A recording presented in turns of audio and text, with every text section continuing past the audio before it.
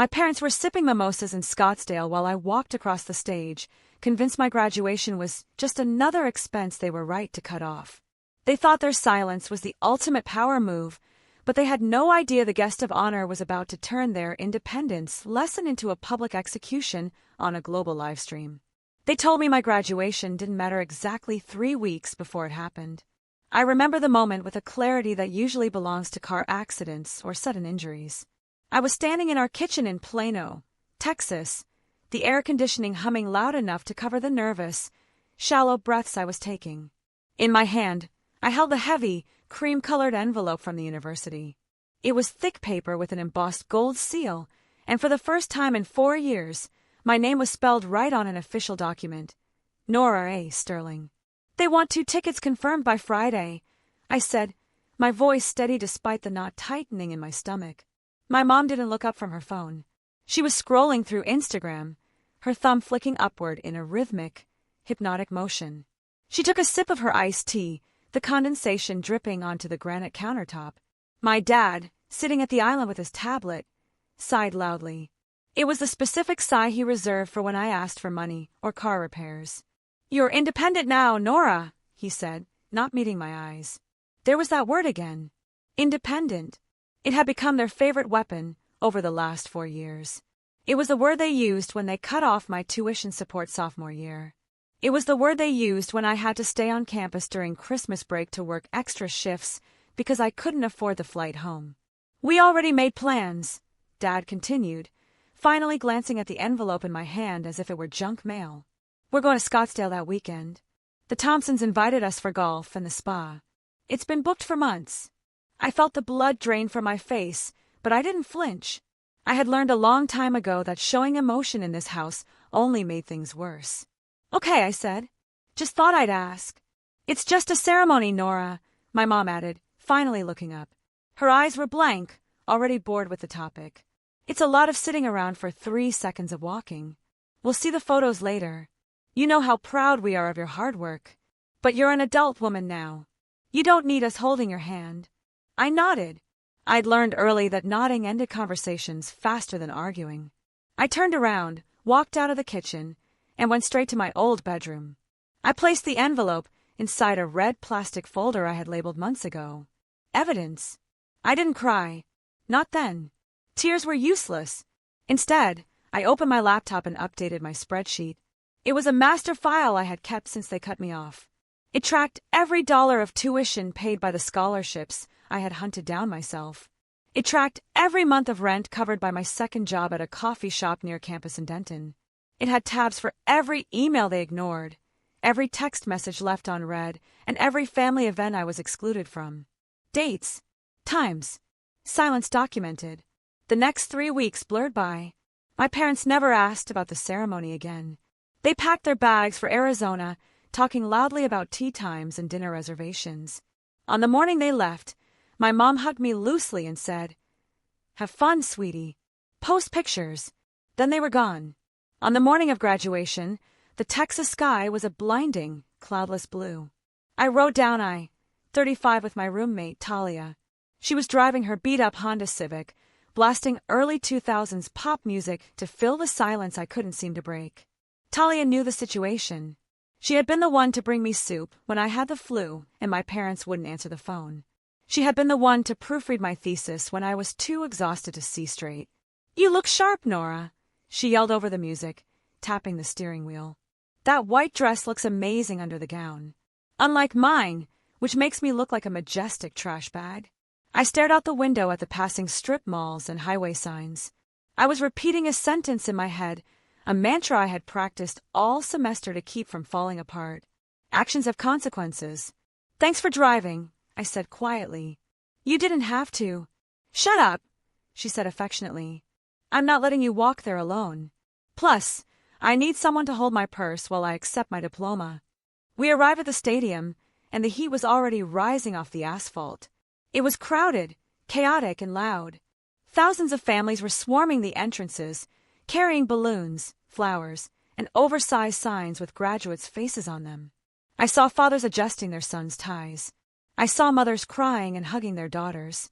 I walked through the crowd with my hands in my pockets, feeling an invisible barrier between me and everyone else. The stadium was over-air-conditioned, a stark contrast to the heat outside. I found my seat in the designated section for the College of Business. Empty chairs on either side of me. No familiar faces in the crowd waving at me. No one scanning the rows to find where I was sitting. I sat down and checked my phone. One notification. A photo on Facebook. It was my parents, posing on a golf course in Scottsdale, holding drinks with little umbrellas in them. The caption read, "So relaxing. Hard work paying off. #blessed #vacation mode." They were celebrating their hard work. Not mine.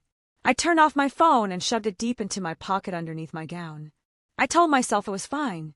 I was independent, right? That's what they wanted. That's what they made me. But as the lights dimmed and the procession music began, I felt a heavy stone settle in my chest. I looked at the program in my lap. The list of speakers was standard, except for one name that caught my eye. Guest of honor, Dr. Robert Keene. I froze. My breath hitched in my throat. I didn't recognize the name at first because I was used to seeing it on frantic emails or graded papers, not a glossy program. Dr. Keene. He had been my department chair during my sophomore year.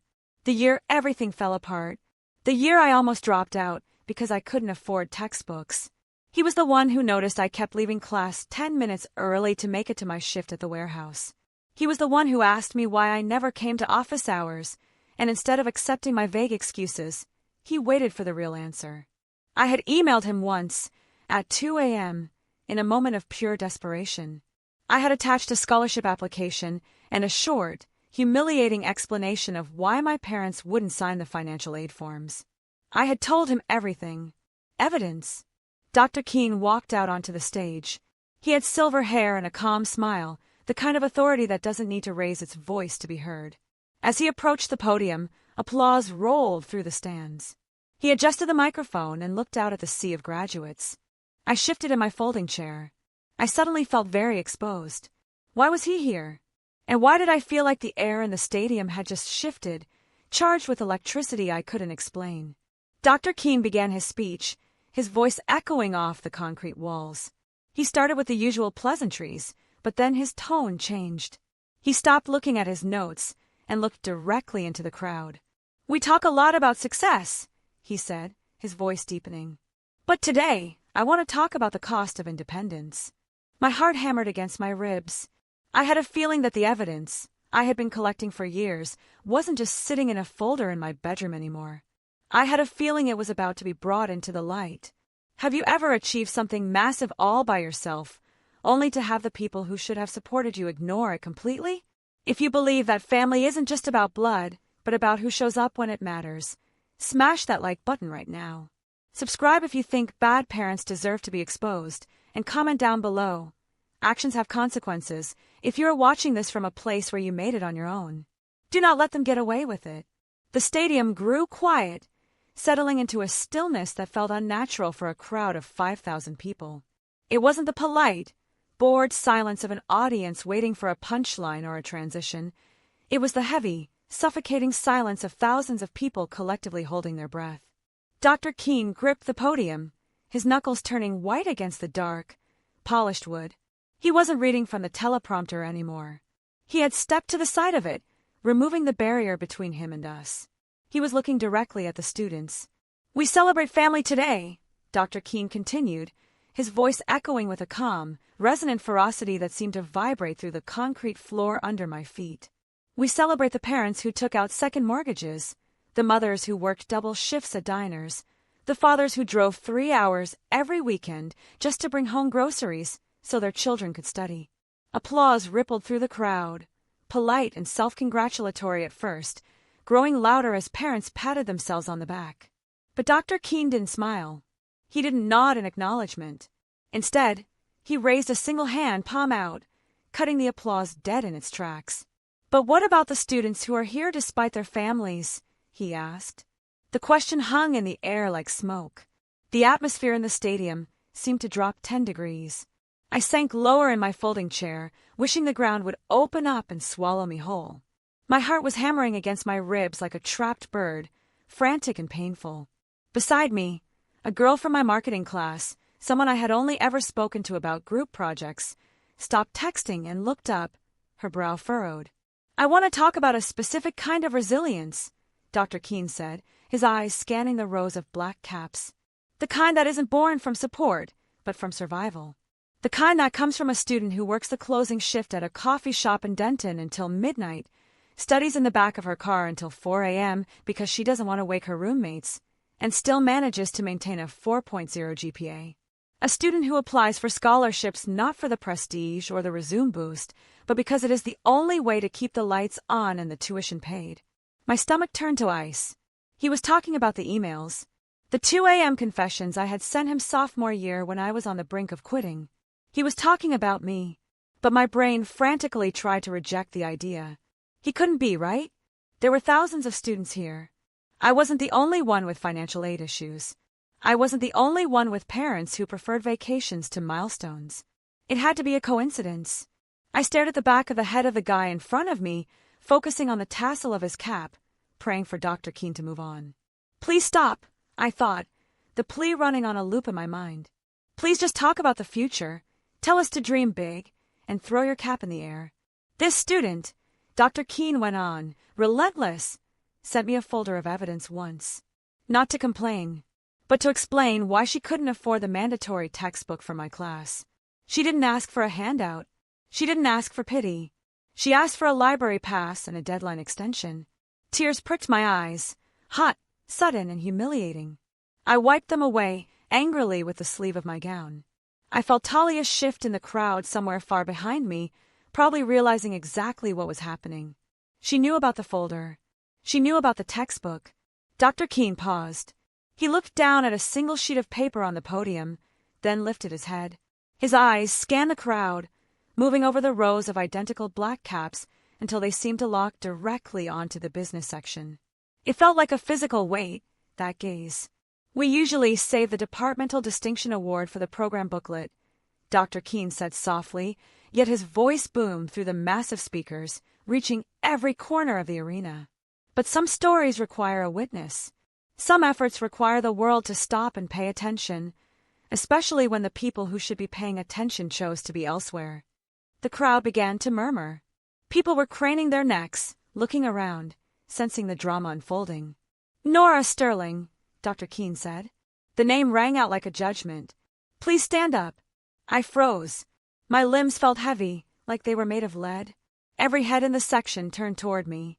The silence was deafening, broken only by the hum of the air conditioning. "Stand up, Nora," Dr. Keene repeated, softer this time, but with a command that brooked no refusal. "Let them see you."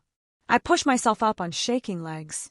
I stood there, a small figure in a white dress and a black gown, surrounded by strangers, feeling the weight of thousands of eyes on me. I expected judgment. I expected pity. But instead, I saw phones lighting up in the rows ahead of me and to the sides. People weren't just texting, they were recording. The red rec icons glowed like fireflies in the dim stadium light. But it wasn't the crowd that scared me. It was what happened next. Dr. Keene reached into the inner pocket of his suit jacket. He didn't pull out a plaque or a certificate. He pulled out his own cell phone. He tapped the screen a few times, then held it up to the microphone, turning the screen so it faced out toward the camera crews broadcasting the event. "I have a live stream running on my personal account," he said, looking directly at me, but speaking to the device in his hand. "And I have a specific message for the two people currently watching from a poolside cabana in Scottsdale, Arizona. I hope the weather in Arizona is pleasant," Dr. Keene said, his voice calm but amplified to a boom that reached every corner of the stadium. He spoke with the casual conversational tone of a man chatting over coffee, which made the underlying venom terrifying. "I hope the golf game was worth it. I hope the spa treatments were relaxing." A collective gasp ripped through the audience. It was the sound of 5,000 people realizing simultaneously that this wasn't a standard commencement speech. It was an indictment. The faculty behind him on stage shifted in their seats, exchanging nervous glances, but nobody moved to stop him. Dr. Keene had tenure, and right now, he had the moral high ground. "Your daughter, Nora," Dr. Keene continued, gesturing toward me where I stood trembling in the aisle, has spent the last 3 years working 30 hours a week at a warehouse in Denton while carrying a full course load. She has maintained a 4.0 GPA while sleeping an average of 4 hours a night. She has mentored freshmen, conducted research that has been published in national journals, and paid every cent of her own tuition since you decided she was independent enough to be cut off 3 years ago. I felt the blood rushing in my ears, a roar that threatened to drown out the world. I couldn't feel my legs. Around me, the confusion in the crowd had evaporated, replaced by a surge of electric solidarity. I saw phones lighting up in the rows ahead of me and to the sides. People weren't just texting, they were live streaming the live stream. I was trending. Dr. Keene looked down at his podium, then back up at the camera lens that was broadcasting this moment to the world, and to a hotel room in Scottsdale. She sent me an email once at 2 a.m., explaining why she couldn't afford a textbook, Keene said, his voice softening just enough to break everyone's heart. She didn't ask for money. She apologized for the inconvenience. She apologized for being poor. The girl next to me, the one who had been texting earlier, reached out and squeezed my hand. Her grip was tight, grounding. Her nails dug into my palm, but it felt like a lifeline. I didn't pull away. I held on like I was drowning.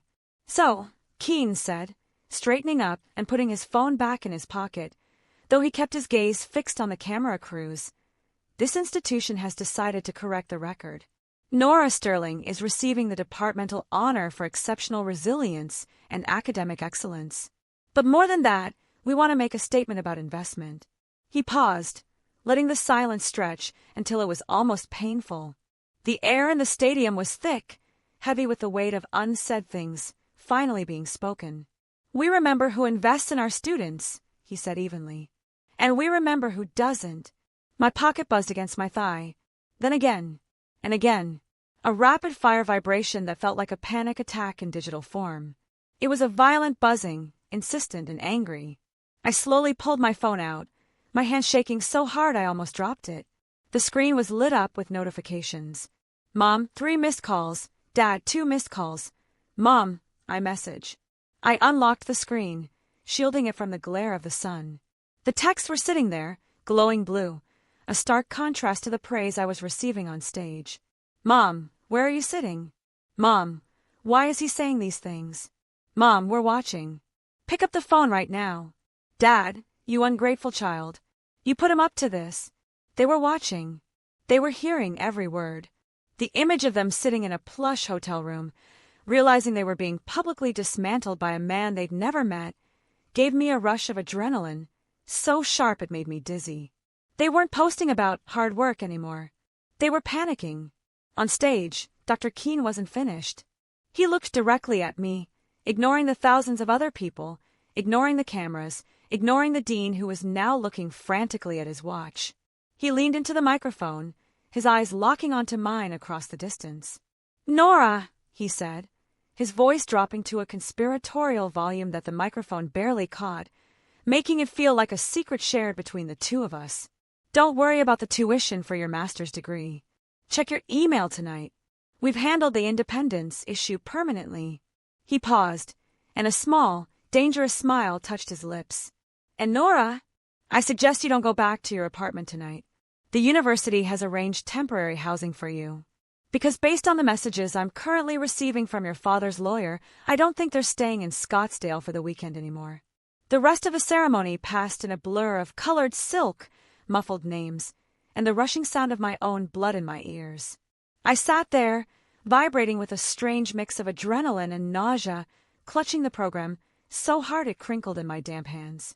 I could feel the eyes of everyone in my row darting toward me, whispering, pointing. I wasn't just a graduate anymore. I was the girl whose parents had just been roasted by the guest of honor on a live stream that was likely already circulating on TikTok. When we finally threw our caps in the air, the release wasn't joyous, it was desperate. I needed to get out of there. The air in the stadium felt thin, insufficient to fill my lungs. Talia found me near the concession stand, pushing through a wall of families to grab my shoulders. Her mascara was smeared, but she was grinning like a shark that had just smelled blood in the water. That, she screamed over the noise of a crowd, shaking me slightly, was the most legendary thing I have ever witnessed. Did you see the dean? He was nodding. He was nodding, Nora. I need to get to the car, I said, my voice hoarse. My phone is exploding. I think my dad is going to kill me. Let it explode, she said, looping her arm through mine and steering me forcefully toward the exit. You're famous. You're the resilience girl now. But yeah, we should probably go before the local news crews figure out which exit we're using. We made our way to the parking lot, navigating through the sea of hugs and bouquets that I wasn't part of. The heat hit us like a physical blow, baking the asphalt. Near the exit, a hand touched my elbow. I flinched, expecting an angry relative or a process server, but it was Dr. Keene. Up close, he looked tired, the stage lights having emphasized the deep lines on his face. He didn't smile, but his eyes were warm and incredibly sad. Dr. Keene, I started. I don't know what to say. You didn't have to. I didn't do it for you, Nora, he said quietly, cutting me off. I did it because silence is an endorsement, and I don't endorse neglect. He squeezed my shoulder, a firm, grounding weight that made me want to cry all over again. Check your email tonight. The offer is time-sensitive. And Nora, yes. I wasn't joking about the housing. Don't go back to the apartment alone. If they are coming back, they aren't coming back to talk. They're coming to sanitize the narrative. He walked away before I could thank him, disappearing into a crowd of faculty members in flowing robes. The ride back to the apartment was tense. Talia drove in silence for once, the radio off, sensing that I was teetering on the edge of a panic attack. I finally pulled my phone out. The lock screen was a wall of notifications that made my stomach turn. Dad, we are leaving the hotel. This is unacceptable. Mom, you humiliated us. After everything we've done? Dad, pick up the phone. Now. I'm calling the lawyer. Dad, do not speak to anyone else. I turned the phone off completely. The black screen was the only piece I had. We have to go to the apartment, I said, breaking the silence. Keene said not to. Talia countered, gripping the steering wheel. We can go to my boyfriend's place. Or a hotel. I can't, I said. My passport is there. My laptop. And the red folder. If they get there before me, they'll destroy it. They'll burn the evidence, and then gaslight me into thinking it never existed. Talia chewed her lip, then nodded sharp and hard. Okay. We do a tactical strike. In and out. 10 minutes. When we got inside our dark, stuffy apartment, the silence felt ominous. I went straight to my laptop on the small desk in the corner. I needed to see what Keene was talking about. I logged into my student email, my fingers flying over the keys. There it was, sitting at the top of the inbox. Subject: Fellowship offer and transfer details. I clicked it. The letterhead was from a prestigious university in Boston. A fully funded graduate program. Stipend. Housing allowance. It was a golden ticket, the kind of offer that usually goes to students with connections, not the ones working warehouse shifts. But there was a second attachment to the email. It was a PDF titled supplemental_documentation.pdf. I frowned. Why would an acceptance letter have supplemental docs? I double-clicked it. The file opened to a scanned document. It wasn't academic. It looked like a financial record, dated 3 years ago, the exact month my parents told me they had bad news about their investments and cut off my tuition. I read the highlighted line. Then I read it again. My breath caught in my throat. It wasn't an investment loss. It was a transfer. Dr. Keene hadn't just found me a scholarship. He had dug up the truth about why I needed one in the first place. Oh my God, I whispered. What? Talia asked, leaning over my shoulder.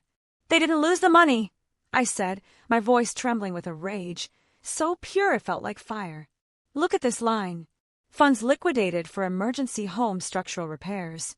Structural repairs? Talia squinted. Nora, your house in Plano was built 5 years ago. It doesn't need repairs. Exactly, I said. That was the same month my dad came home driving a brand new, cherry red Ford F-150. The King Ranch edition. He told me he got a great deal on a lease. He stole your college fund to buy a truck? Talia asked, horrified. He liquidated it to buy a truck and renovate the patio, I corrected, pointing at the document. And he told the financial aid office it was for emergency repairs so it wouldn't count as an asset, then told me the market crashed, so I'd have to pay my own way. It's fraud. Literal federal financial aid fraud. And then my laptop chimed. A new email notification popped up, overlaying the evidence of their crime. But this one wasn't from Dr. Keene. It was a forwarded, automated notification from my father's personal email address, one he must have set to forward to the family group alias years ago and forgot to turn off. Subject: FWD, flight confirmation, DFW arrival. I clicked it, expecting to see a flight for tomorrow morning. My blood ran cold. American Airlines Flight 1492. Departing, Phoenix, PHX. Arriving, Dallas-Fort Worth, DFW. Status: landed, 11:42 a.m. I looked at the clock on my laptop. It was 12:15 p.m. Talia, I said, slamming the laptop shut. They didn't just leave early. They took the first flight out. So? Talia asked, looking confused. They're at the airport. That's 40 minutes away. No, I said, grabbing the red folder and shoving it into my backpack. Dad drives like a maniac. And the timestamp says they landed 30 minutes ago. Before Talia could respond, we heard it. Heavy tires crunching on the gravel outside. The distinct, aggressive rumble of a large engine being cut. And then, the sound of a car door slamming with enough force to shake the window pane. They weren't coming. They were here. The sound of footsteps on the exterior stairs was like a countdown. Heavy, frantic, and furious. Bang, bang, bang. The door shook in its frame, dust drifting down from the top molding. Nora! My dad's voice was muffled by the wood, but the rage in it was clear enough to cut through the door. Open this door. Now! Talia stood up, grabbing a baseball bat she kept by the umbrella stand for unwanted suitors and raccoons. She looked ready to swing, her knuckles white. Do not open it, she hissed. Call the police, Nora. Seriously. I looked at the door, then at the laptop where the evidence of their fraud was still glowing on the screen. If I didn't open it, they would break it down. And then they would claim I was hysterical, unstable. They would control the narrative, like they always did. Put the bat down, I whispered, my heart thudding so hard it hurt my chest. I need them to say it. I need them to admit it while the evidence is right there. I walked to the door, took a deep breath that tasted like ozone and fear, and unlocked the deadbolt. I swung it open. My parents stood under the yellow buzz of the hallway light, bringing the oppressive Texas heat in with them. My mom's expensive resort, where a flowing linen tunic and white pants was wrinkled from the flight. Her makeup was smeared, her eyes red and puffy, but not from sorrow, from humiliation. My dad looked like he was vibrating. His face was a mask of tight, controlled violence, a shade of crimson I hadn't seen since I scratched his car when I was 16. He didn't say hello. He stepped inside, his chest puffing out, forcing me to back up until my calves hit the coffee table. You selfish, malicious little liar, he spat, kicking the door shut behind him with a slam that rattled the windows. Do you have any idea what you've done? My partners saw that live stream. Your mother's book club saw it. Good, I said. My voice shook, but I stood my ground. Maybe they should know. Know what? My mom shrieked, stepping out from behind my dad.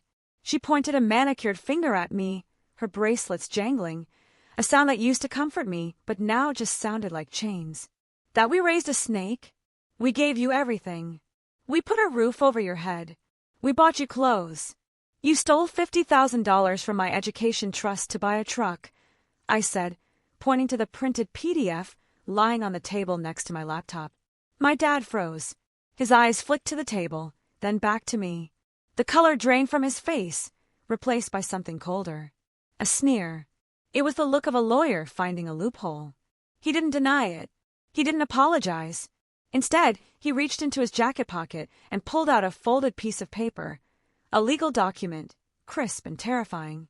You think a little speech from a tenure-track radical scares me? Dad said, his voice dropping to a silky, dangerous whisper that was far scarier than his shouting. You think you're going to Boston? You're not going anywhere, Nora. Because if you get on that plane, I'm not just suing you for defamation. I'm pressing charges against Dr. Keene for violating FERPA laws and accessing sealed financial records. He tossed the paper onto the coffee table, right on top of my evidence. He broke federal law, Nora. My father continued, stepping closer, invading my personal space until I could smell the stale airplane coffee and expensive cologne on him. He accessed a private account. That's a career-ending move. Maybe even jail time. Is that what you want? To send your little hero to prison? I looked at the paper. It was a draft of a complaint to the University Board of Regents and the Department of Education. He had typed it on the plane. He was ready to destroy Dr. Keene's life just to save his own reputation. Here's the deal, he said, pulling another folded paper from his pocket. You are going to decline that offer in Boston. You are going to write a public apology on all social media platforms stating that you lied about your financial situation for attention and that you suffer from let's call it a stress-induced dissociative episode. And you are going to sign this promissory note agreeing to pay us back for the room and board we provided you from the age of 18 until you moved out. I looked at the promissory note. He had itemized it. Rent, groceries, utilities, internet usage.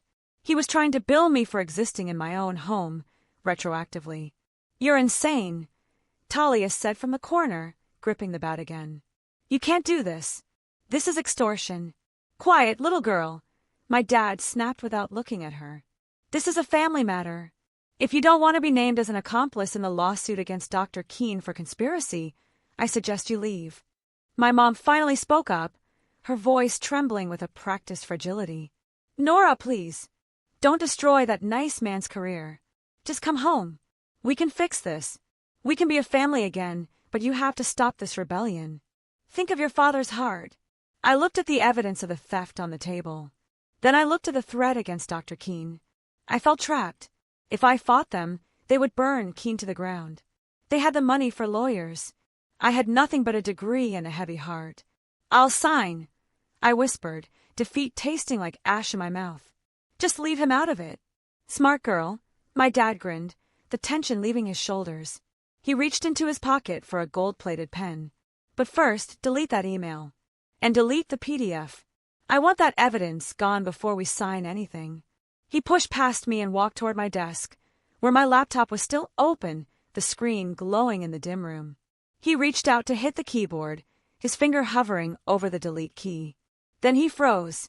He stared at the screen, his hand hovering inches from the trackpad. His confident smile vanished, replaced by a look of sheer, unadulterated horror. He recoiled as if the laptop had burned him. What is this? He hissed, turning to me with wild eyes. Who is this? I stepped forward, confused. I hadn't touched the computer since I printed the file.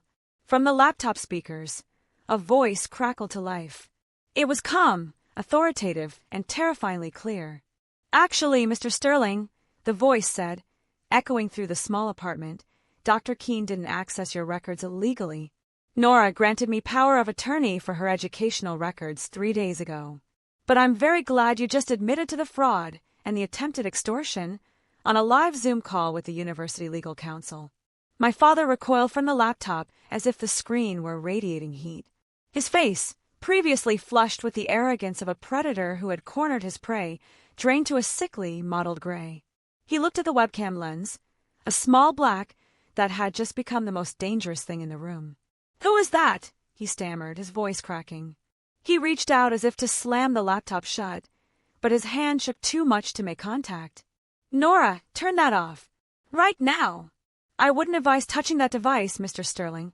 A new voice cut in, a woman's voice, sharp, icy, and dripping with legal authority. The video feed on the screen maximized, replacing my email inbox. It showed a split screen, Dr. Keene in his home office, looking grim with his arms crossed, and a woman in a charcoal business suit sitting in a sleek conference room with a university logo frosted on the glass behind her. I am Eleanor Vance, General Counsel for the university, she said, her eyes fixed on the camera. We have been listening for the last 10 minutes. And just so we are clear, the promissory note you just tried to force your daughter to sign under duress? That is admissible evidence of extortion in the state of Texas. My mom let out a strangled sob, her hand flying to her mouth. She looked between the screen and my father, her eyes widening in horror. Extortion? No, we're discussing family finances. This is a private misunderstanding.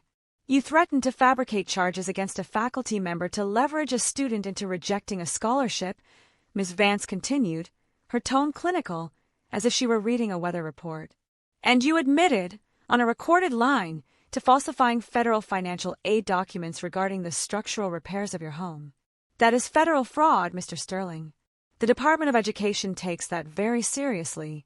And since you crossed state lines to come here and threaten her, we might be looking at federal jurisdiction for the extortion charge as well." My dad looked at me, his eyes wide and wild. The confident bully who had stormed up the stairs 5 minutes ago was gone. In his place was a man watching his life disintegrate in real time. He knew the law. He knew exactly what he had just walked into. "Nora," he whispered, "tell them to stop. Tell them it was a joke. If they report this, I lose my license. I lose the firm. We lose the house." I looked at him, really looked at him. I saw the sweat beading on his forehead, staining the collar of his expensive shirt. I saw the fear in his eyes. And for the first time in my life, I didn't feel the urge to nod. I didn't feel the urge to fix it for him. He looked small. "You told me to be independent," I said quietly, my voice steady. "You told me actions have consequences." "Nora, please." My mom grabbed my arm, her nails digging into my skin, desperate. "We're your parents. You can't let them destroy us over a misunderstanding. We did it for the family." Talia stepped forward and physically peeled my mother's hand off my arm, stepping between us with the baseball bat held low but ready. "Don't touch her," she snapped. "And step back." Dr. Keene spoke up from the screen, his voice rougher than Vance's. "Nora, you don't need to say anything else to them. We have everything we need. Ms. Vance has already forwarded the recording to the relevant authorities." "Forwarded?" My dad's head snapped back to the screen. "To who? Who did you send this to?" "The police were notified as soon as you entered the apartment building, Mr. Sterling," Keene said calmly. "I figured a man who steals his daughter's future wouldn't hesitate to threaten her present safety.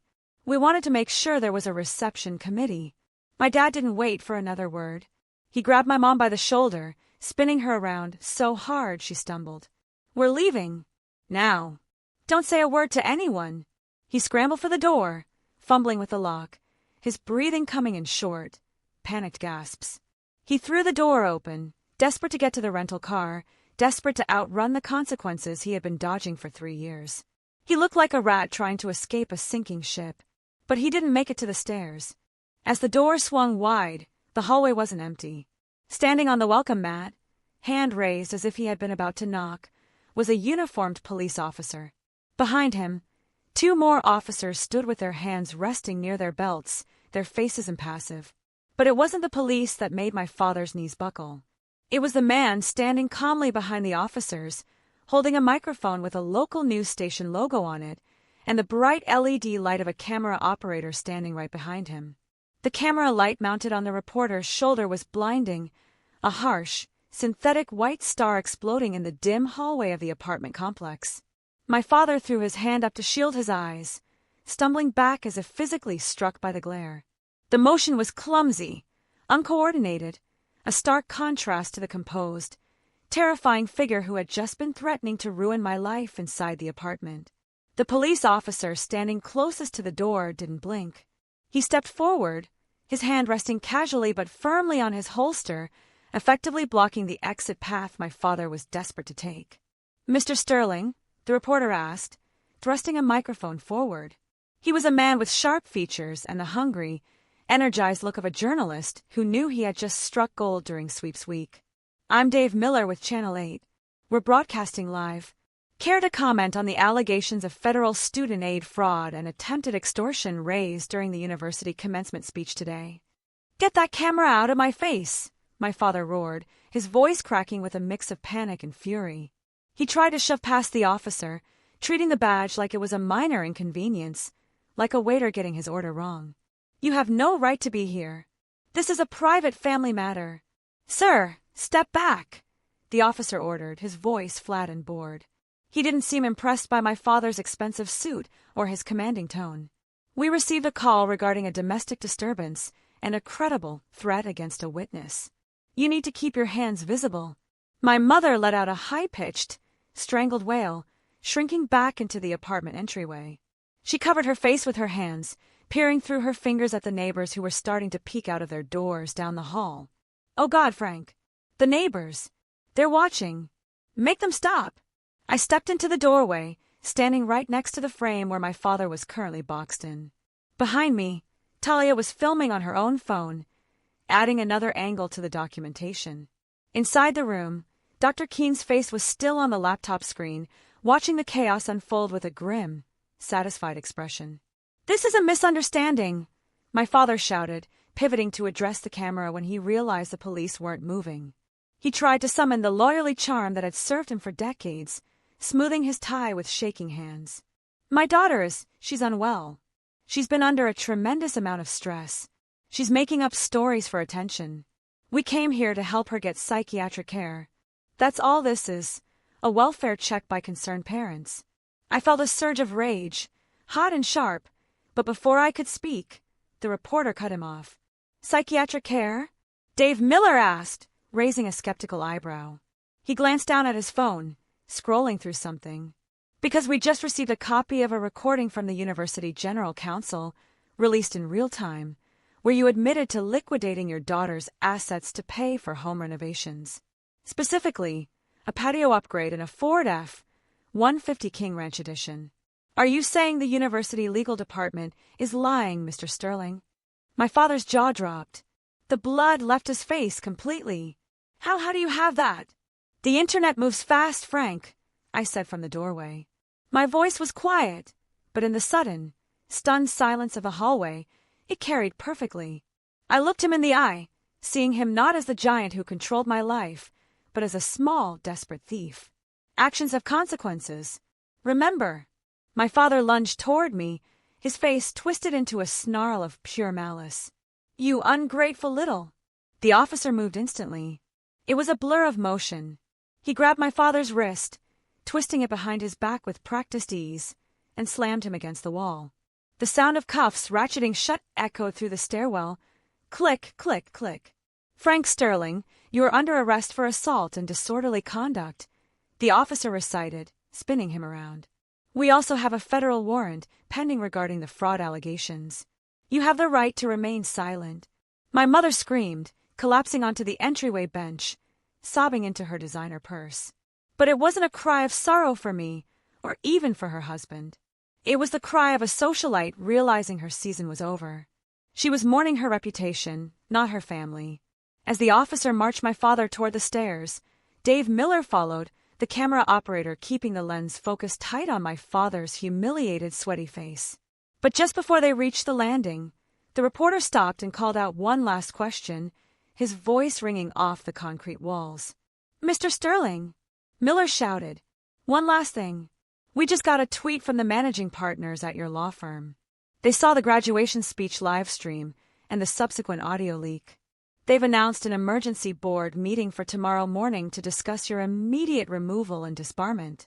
My father stopped fighting the cuffs. He went limp, his face turning a ghostly white as he looked back at the camera. The fight drained out of him instantly. "They said they don't want to be associated with someone who steals from their own children," Miller added, smiling sharply, twisting the knife. "How does it feel to be completely independent, Mr. Sterling?" My father didn't answer. He was shoved through the exit door, into the back of a waiting squad car. I stood there, watching the flashing lights illuminate the hallway. I expected to feel guilty. I expected to feel sad, but all I felt was light. I turned back to the apartment door where Talia was standing. She looked shaken but fierce. I looked at my mother, who was still weeping on the bench. "Nora," Mom choked out, looking up with mascara running down her cheeks in black rivulets. "I didn't know. You have to believe me. He handled the finances. He told me it was legal.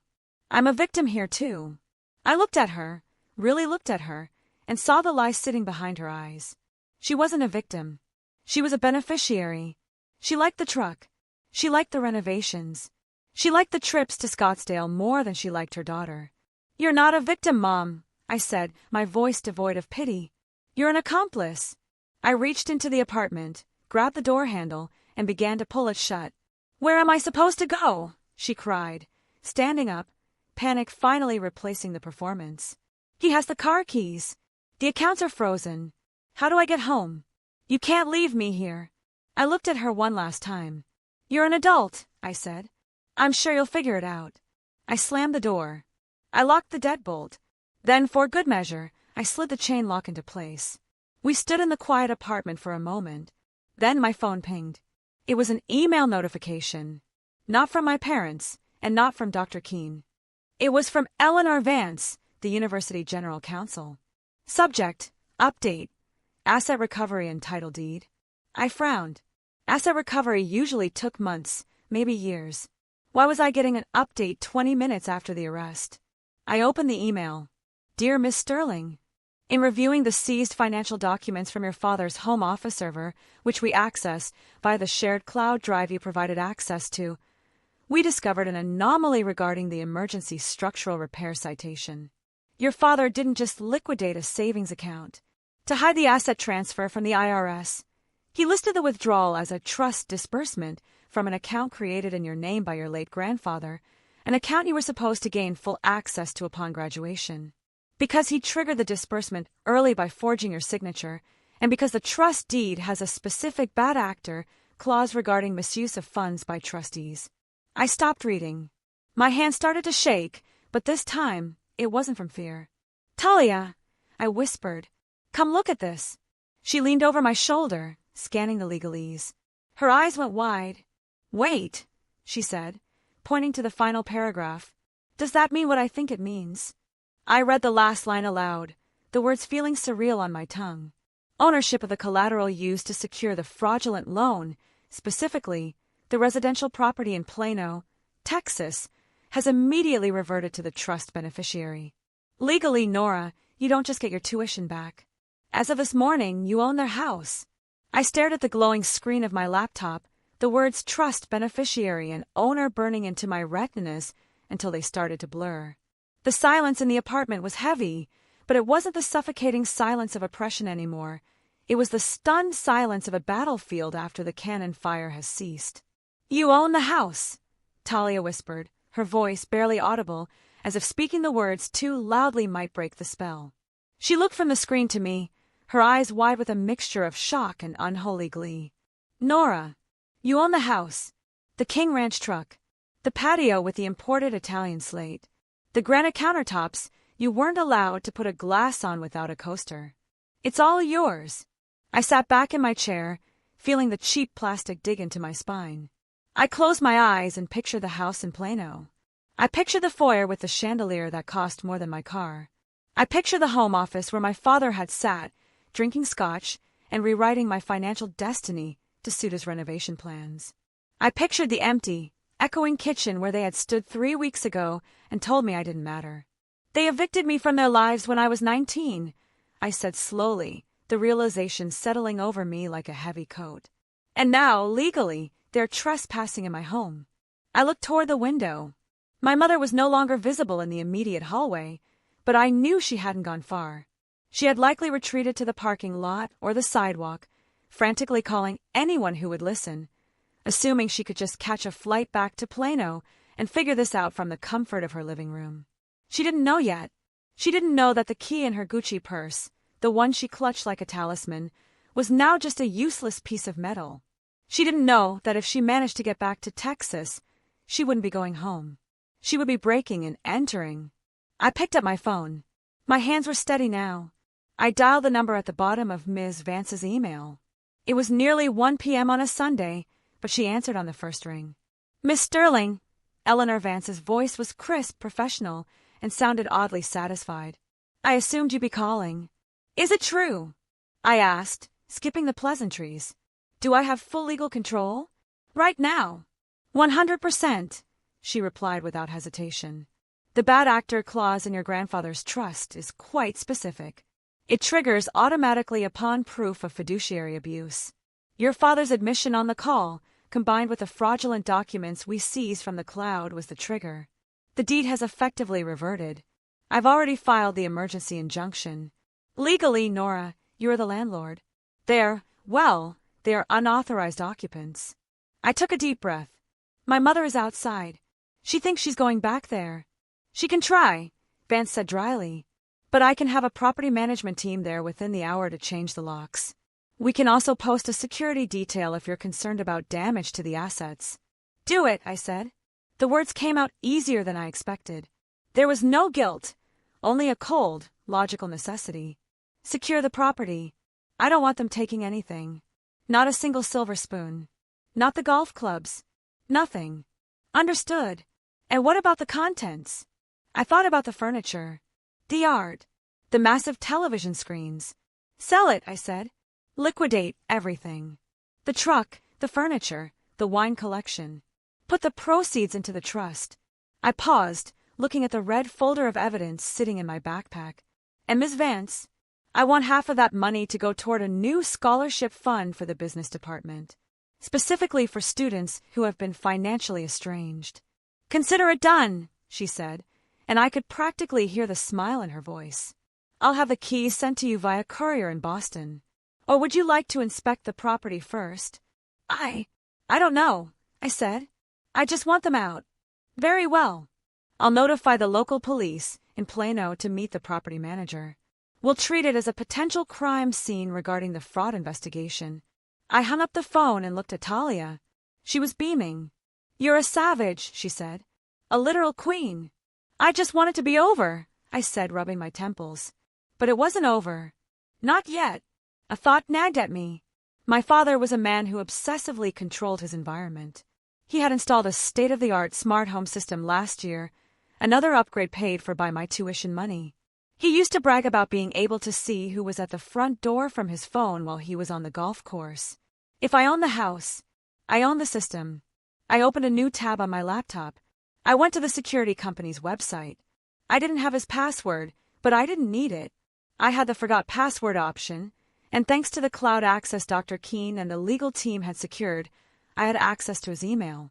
3 minutes later, I was in. Welcome, administrator. The dashboard loaded. Living room. Kitchen. Driveway. Office. Talia, I said, waving her over. Look at this. She leaned in. No way. You can see inside. Live feed, I said. I clicked on the driveway camera first. It was empty. The midday Texas sun beat down on the expensive pavers. I clicked on kitchen. Empty. Pristine.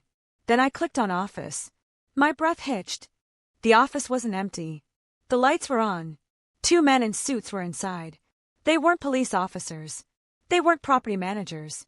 They were moving frantically, pulling files out of my father's filing cabinets and shoving them into a portable shredder that was humming in the corner.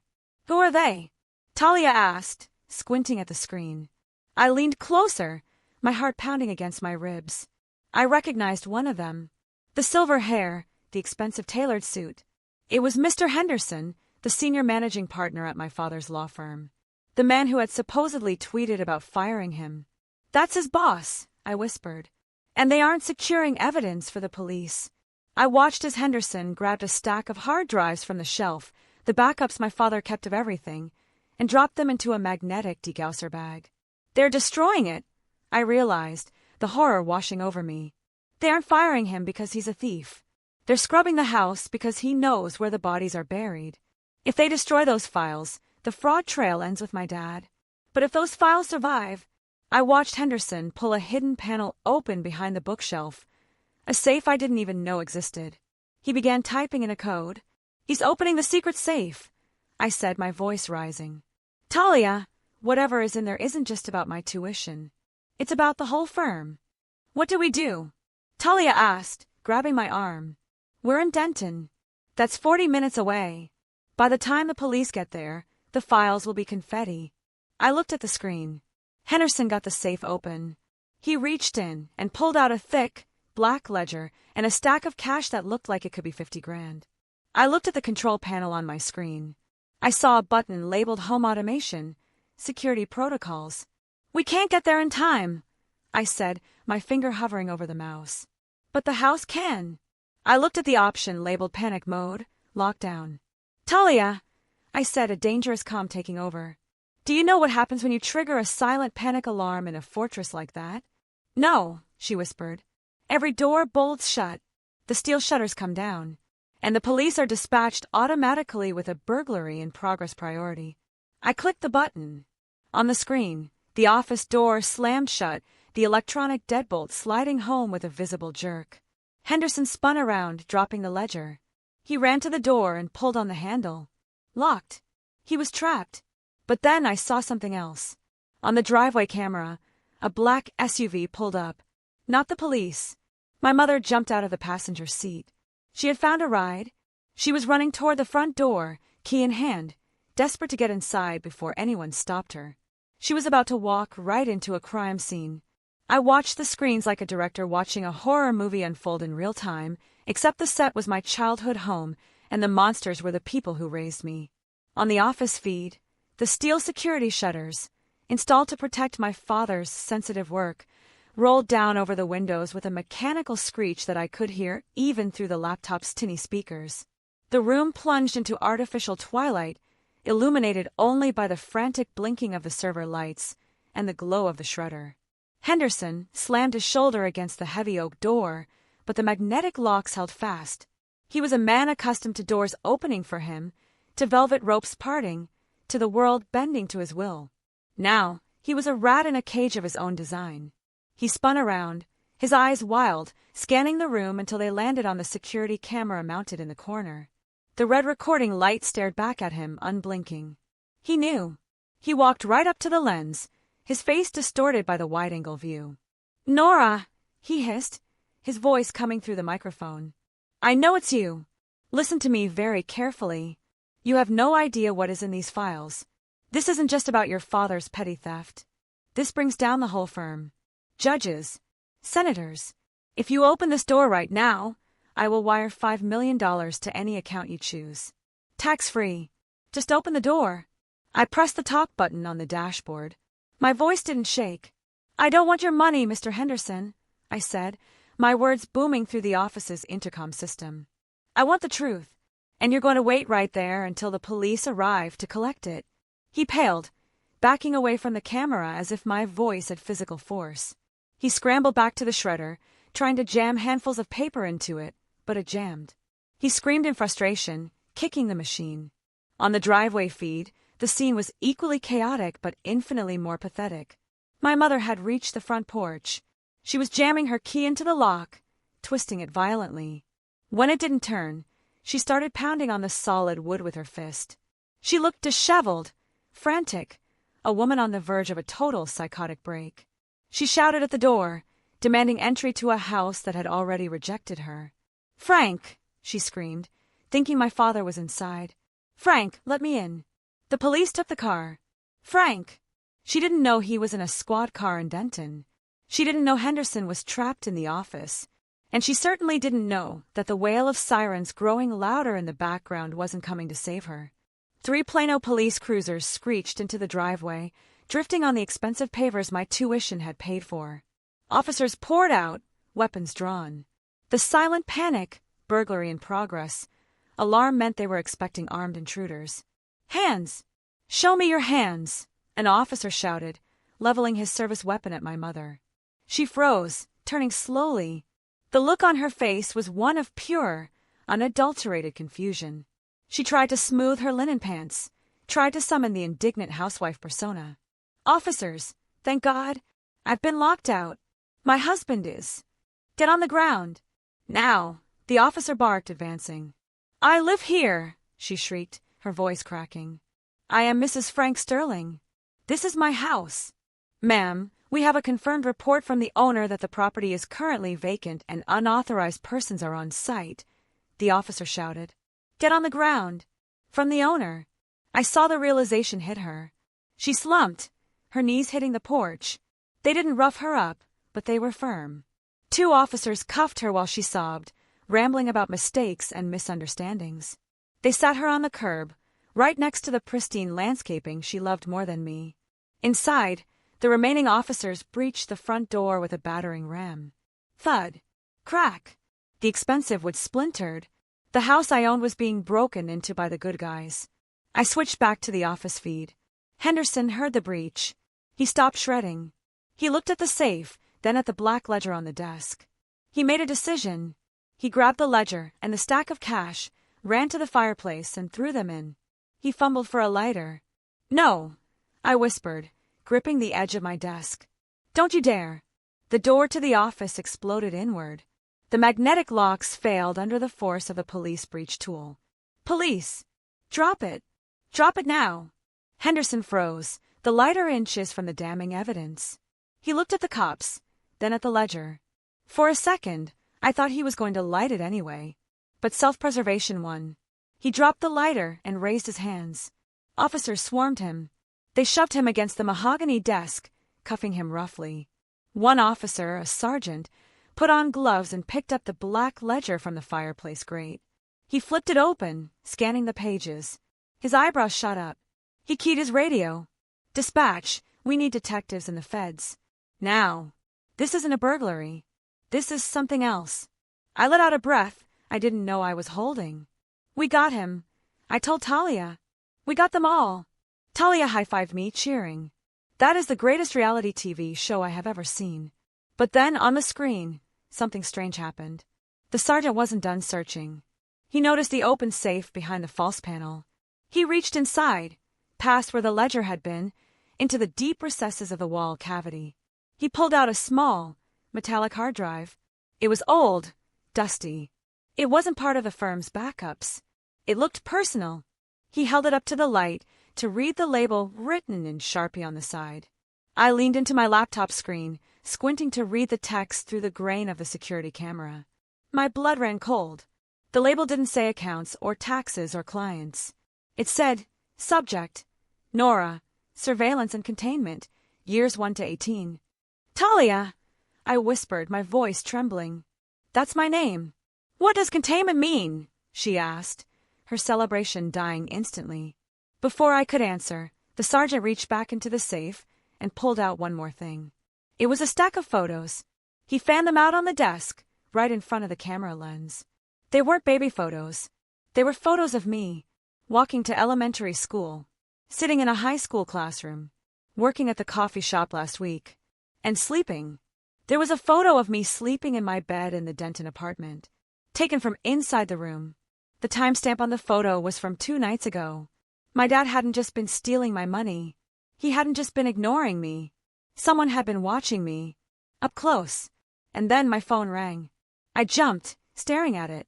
It was a blocked number. I picked it up, my hand shaking. "Hello!" A voice, digitally altered, deep and rasping, spoke into my ear. "You should have let Henderson burn the ledger, Nora. We could have handled the money. But now that you have the drive, we have to accelerate the timeline." The distorted voice on the other end of the line hung in the air, a digital ghost trying to haunt a house I had already burned down. Accelerate the timeline. It was a phrase meant to trigger primal fear, to make me look over my shoulder and see monsters in the shadows. But the caller had made a critical miscalculation. He was operating on the assumption that I was still Nora the victim, the girl who nodded and stayed silent. He didn't know he was talking to Nora the landlord. "You're too late," I said, my voice surprisingly steady. I pressed the record button on my phone screen. I'm looking at the live feed of my office. Mr. Henderson is in handcuffs. My father is in the back of a squad car. There is no we anymore.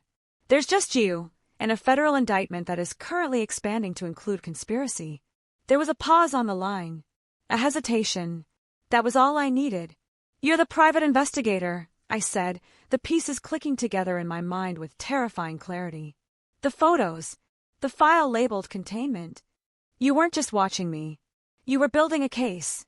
We have enough to certify you," the voice snarled, though it sounded less like a threat now and more like desperation. "Mental instability.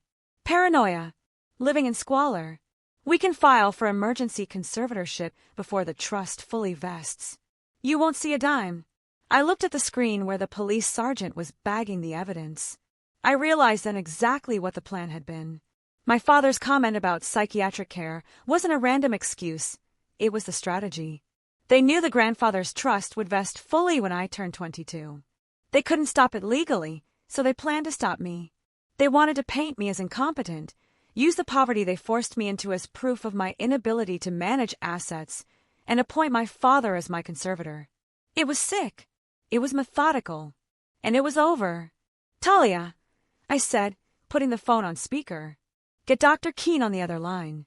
Tell him to tell the police sergeant in the office to check the safe for a contract with Apex Security or any private intelligence firm."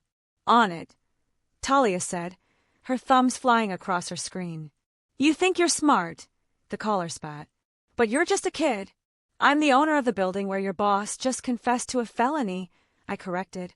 "And unless you want to be charged as an accessory to kidnapping and fraud, I suggest you hang up and call a lawyer.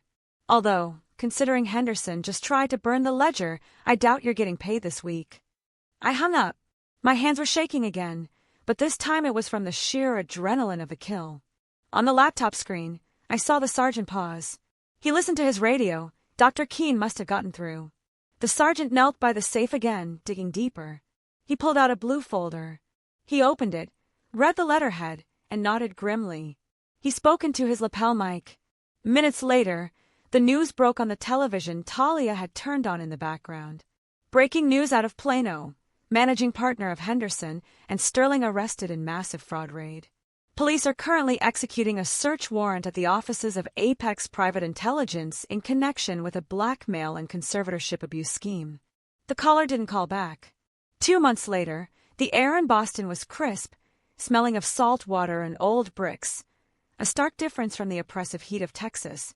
I sat on the steps of my new brownstone apartment, a cup of coffee in my hand. Real coffee from a cafe, not the instant sludge I had lived on for 4 years. I opened my laptop to check the final closing documents. The house in Plano, the king ranch of my nightmares, was gone. Sold to a nice family who had no idea about the drama that had played out in their new home office. The truck was sold. The furniture, the wine, the golf clubs, all liquidated. The final total was staggering. Between the sale of the assets, the recovery of the stolen $50,000, and the settlement from the firm's malpractice insurance, paid out to avoid a very loud, very public trial regarding Henderson's conduct, the trust was fully restored and then some. I had kept my promise. I opened the university website. There it was on the front page of the business department, the Sterling Keene Grant for Independent Scholars. It was a full-ride scholarship, housing included, specifically for students who had been financially cut off by their families or were navigating higher education without parental support. I scrolled down to the first recipient's bio, a young man named Marcus, who worked nights at a warehouse and maintained a 3.8 GPA. I smiled. He wouldn't have to work nights anymore. My phone buzzed. It was a text from Talia, who was currently in Paris, blowing her half of our consulting fee, as she called it, on pastries and art museums. "Talia, did you see the update on the parents?" I hesitated. I hadn't looked. I had blocked their numbers, blocked their emails, and filtered their names out of my newsfeed. But curiosity, that old dangerous friend, nudged me. "Nora, no. Tell me. Talia, Dad took a plea deal. 5 years for fraud and embezzlement. Disbarred, obviously. Mom is, get this, living with her sister in Ohio. Apparently, the sister makes her pay rent." I let out a laugh that startled a pigeon on the sidewalk. My mother, paying rent. The symmetry was poetic. I closed the laptop and stood up. I had a lecture to get to. My master's program was intense, demanding, and exactly what I wanted to be doing. As I walked down the street, I passed a window reflection. I saw myself. Not the scared girl in the kitchen, holding an envelope. Not the tired girl in the warehouse. I saw Nora Sterling, property owner, philanthropist, graduate student. I thought about Dr. Keene's speech. We remember who invests in us. I stopped at the corner, waiting for the light to change. A car drove by, blasting music, windows down. It reminded me of the drive to graduation, the fear, the mantra I had repeated to keep from shattering. Actions have consequences. They certainly do. My parents wanted me to be independent. They wanted me to understand the value of a dollar, the weight of the world, the reality that no one was coming to save me. They succeeded beyond their wildest dreams. They built a woman who could survive anything. They built a woman who could take them down without raising her voice. I took a deep breath of the Boston air. It tasted like freedom. It tasted like victory. I was finally, truly independent. And the best part, I didn't know them a damn thing.